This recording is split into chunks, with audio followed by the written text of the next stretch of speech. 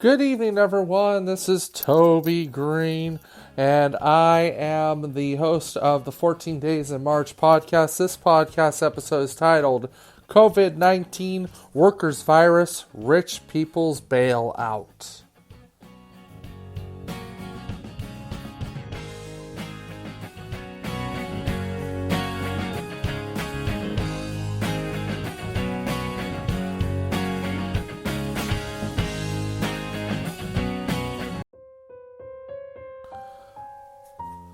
And it's Sunday night. And the frogs are creaking. I don't have any other lines, because at this hour poetry is failing. So the words come right out, like water from a faucet. But there's no time for poetry when we live in a time of doubt. Is this our last chance? Is this our last hope? I don't know.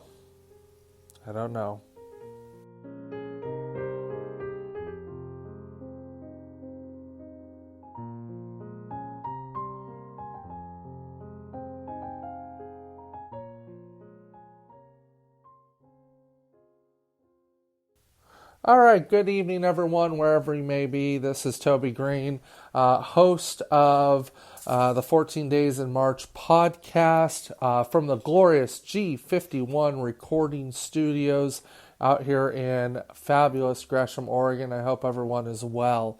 So let's just jump right on into it. What the heck happened today? Well, first of all, there was big news on Capitol Hill. There's been this plan that's been coming together. It's going to be almost $1 trillion, maybe a little bit more. And basically what's happening is the Republicans are desperately trying to get this plan passed because essentially what you have in government right now is the President of the United States is a Republican. The Senate is Republican, majority Republican. And the House is majority Democrat.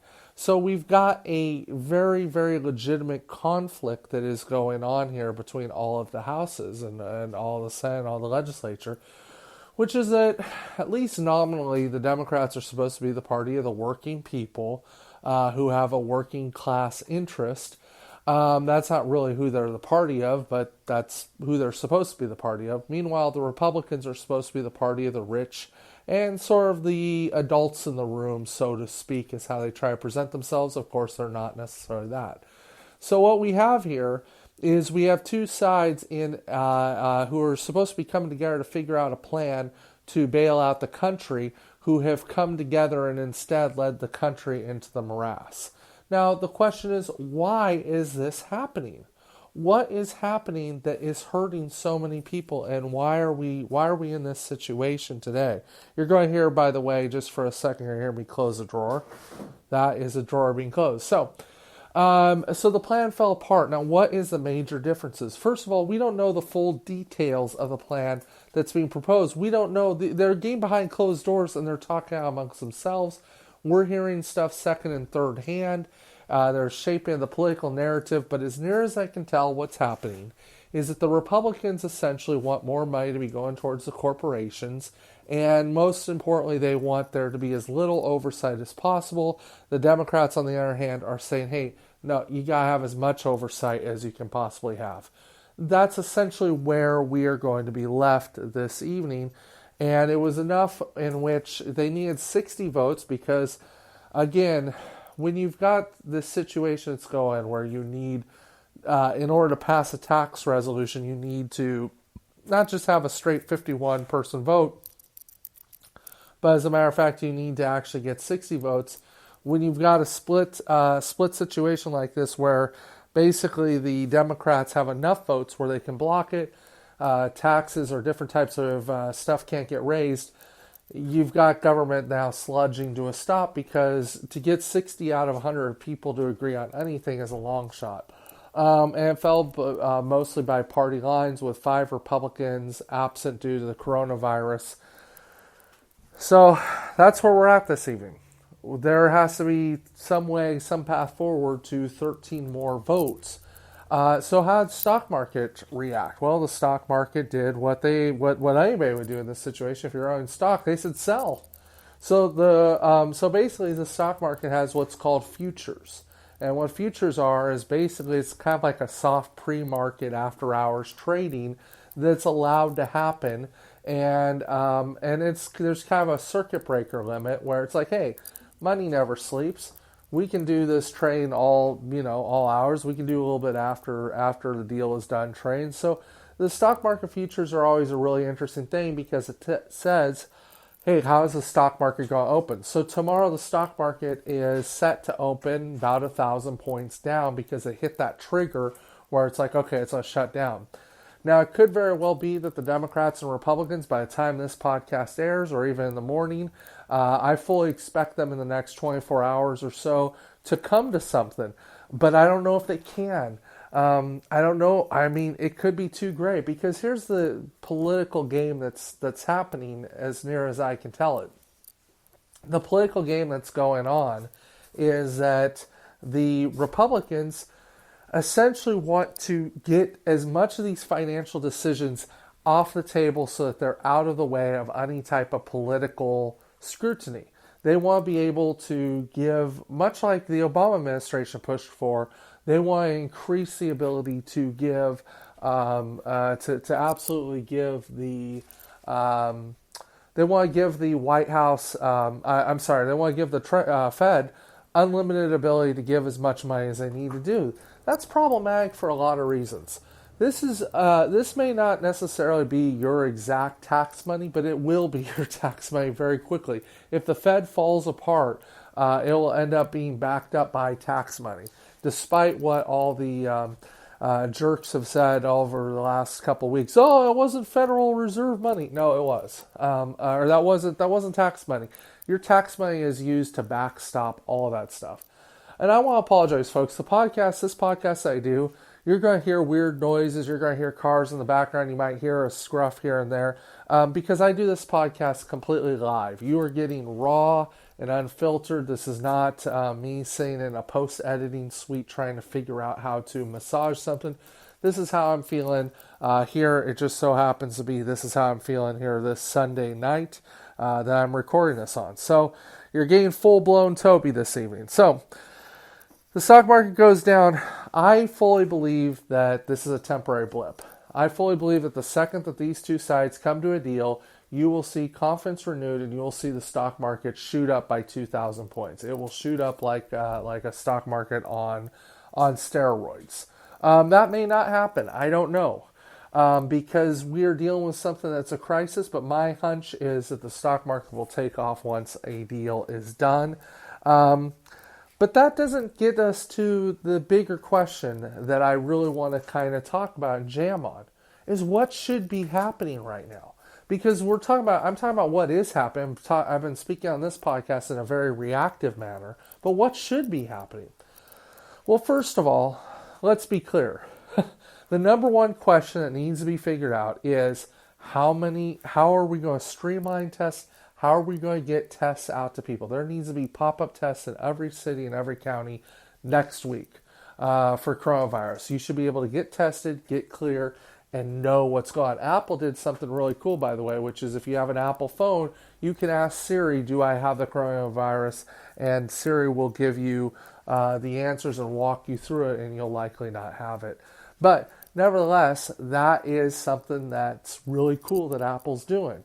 So we're facing a complete breakdown. But until those tests come out, we've got a complete panic on our hands. And until we understand that our patchwork, it's not a choice any longer. People are acting like, well, it's still a choice, or the federal government will just print up a bunch of money and everything's going to go back to normal. We'll just wait this virus out because we're going to social distance each other and we're going to all fall prey to our mental illnesses and it's just going to be this wonderful thing that's going to take place. No, that's not what's going to happen. I need to be really blunt with you. That's not what's going to happen. What needs to happen right now is we need to nationalize the Medicare industry now. This isn't a game. It needs to be nationalized now. They need to take over all the Blue Cross, Blue Shields plans. They need to have, if you want to mobilize the National Guard, I saw somebody on Facebook actually say this, mobilize the National Guard because people aren't listening. It's people's fault that they're getting corrupt. No, it's not. We've already established that this virus is difficult to kill. It lives on things, on paper or on the hard surfaces for 3 days. Guess what? Everybody's touched a hard surface. You're all going to get it. Congratulations. But until we have an end in sight, until we have a way of getting this thing under control, there is no end. The stock market is maybe will rebound, maybe won't, but it'll crash again. The point that I'm making, I'm not trying to be hysterical about it. The point that I really want people to really understand and really, really take to heart is that at this time and at this hour, we need to, if we were in a just world, the call would be out to nationalize the Medicare industry. You would have troops finding supplies, getting supplies. You would turn into you'd put up military work camps. These soldiers are different people. You'd recall them from the 180 or whatever countries that we have military operations in, get them home and put them to work making these damn test kits and get them out to people. Get them out to people so they can get treated. And then after that incredible mobilization takes place and the virus is finally under control, then and only then we can actually sit down and discuss the future and getting back to normal. Then all the people can say to themselves, wow, would I rather have this private insurance or I'd rather have the government mobilize it at a second's notice to stop this type of stuff? That's the question. And that's what should happen this week. If we were in a sane and just world, the federal government, under military orders, would nationalize the entire healthcare industry. That's what should happen. And we would get tests, and these nurses and these home care workers and all the people would be able to get the supplies they need to administer the care that they need to give. And that would be happening with quickness. We'd turn on a dime so quick. In a few weeks, we would have so much supplies, people wouldn't know what to do with. Instead, what's going to happen is what usually happens is the Democrats and the Republicans will come together in a bipartisan discussion. And they'll come together in a bipartisan discussion and not do what they need to do, which is care about the people. They're going to turn into a political one-upsmanship. And that's great, because I'm on the Democrats' side on this. The Democrats are not wrong if what's being reported is true. I actually support what the Democrats are saying. But it doesn't matter. It's far too late in the game. It's like, you know what it is? It's like being on the Titanic and the ship is going down. You're arguing over who's in first class and who's in third class. You're arguing over what's going to happen for breakfast tomorrow. Right now, this is so beyond the pale of what I'm reading, what I'm seeing, what's happening to people right now is scary. It's scary. And people are losing their minds under this pressure. You have healthcare workers who don't get the privilege of telecommuting, who are very upset because they're in there and they're being exposed on a daily basis. And it could be that patient comes in with a particular strain of COVID-19 that might finally get them. Folks, this is beyond the pale a crisis and requires a national mobilization beyond cutting a couple checks. And until it's treated seriously, more people are going to die. And I don't mean seriously as in people are going to say, well, they are trying to take it seriously, Toby. They're trying to do what they can do. Yeah, they are. They're doing it within the scope of what's already there. And I want to be really clear for you. And I want to make it real clear for everyone listening tonight that it's not enough.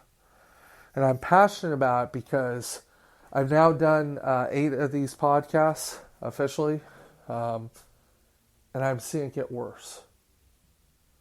And that's scary for me, and it should be scary for you too.